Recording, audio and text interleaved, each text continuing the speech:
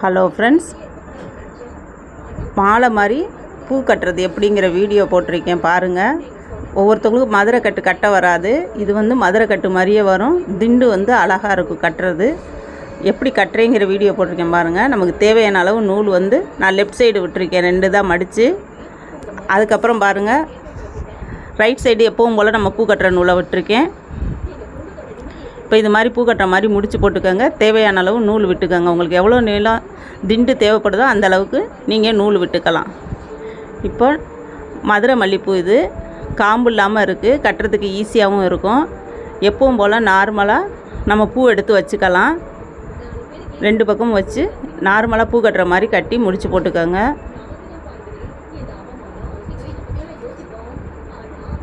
முடிச்சு போட்டு அதை அப்படியே திருப்பிக்கங்க. திருப்பியிருக்கேன் பாருங்கள், அப்படியே திருப்பிக்கங்க. திருப்பிட்டு மறுபடியும் நூல் மேலே வைங்க. நேராக காம்பு வந்து நூல் மேலே வைக்கணும். வச்சுட்டு இப்போ ஒரு சுற்றிக்கங்க. அப்படியே சுற்றி கொண்டு வந்து 2 காம்புக்கு நடுவில் நூலை விட்டுருங்க. கட்டை விரலால் அந்த காம்பை தள்ளி விட்டுக்கோங்க. மறுபடி திரும்ப நூலை கொண்டு வந்து நூல் மேலே அந்த பூவை வச்சுக்கோங்க. மறுபடி வச்சுட்டு மறுபடியும் ஒரு சுற்றிக்கங்க.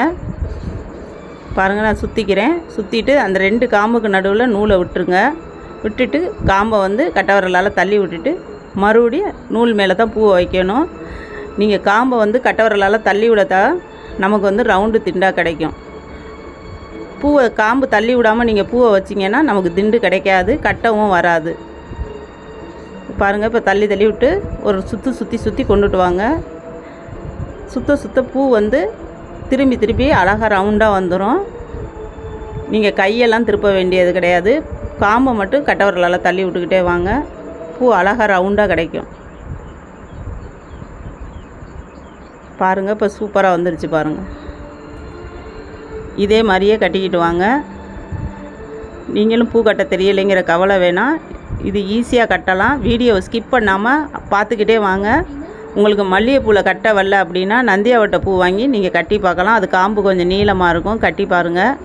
அப்படி இல்லைன்னா ஆர்டிஃபிஷியல் ரோஸ் வாங்கி நீங்கள் கட்டி பார்க்கலாம். பாருங்கள், இப்போ நீட்டாக வந்துட்டுருக்கு பாருங்கள். காம்பு மேலே வச்சுட்டு சுற்றணும். கரெக்டாக சுற்றி கொண்டு வந்து ஃபுல்லாகவே சுற்றி கொண்டு வந்து 2 காம்புக்கு நடுவில் விட்டுருங்க. விட்டுட்டு கட்டை விரலால் தள்ளிட்டு மறுபடியும் வைங்க. இதே மாதிரியே எல்லா பூவையுமே கட்டிக்கிட்டு வாங்க.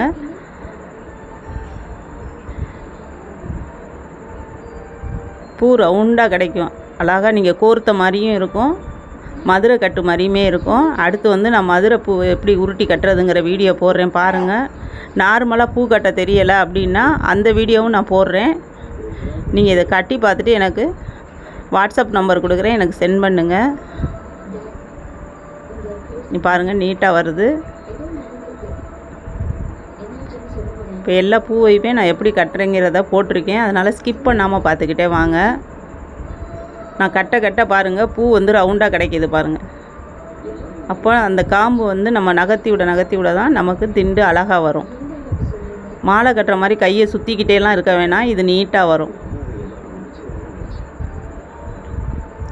ஏதாவது ஃபங்க்ஷன்னா இது மாதிரி நீங்கள் கட்டி வச்சுட்டு போவையில அழகாக இருக்கும், பார்க்குறதுக்கு நீட்டாகவும் இருக்கும். பாருங்கள், இது இப்போ அழகாக வந்துகிட்ருக்கு.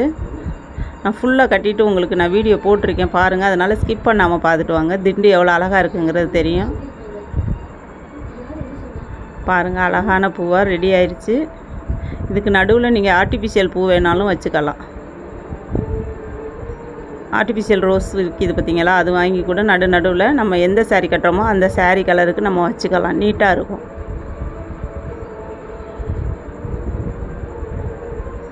லெஃப்ட் சைடு உள்ள நூலை விட்டுறாமல் இறுக்கி பிடிச்சிட்டே இருக்கணும், இல்லைன்னா பூ லூஸ் விழுந்துடும்.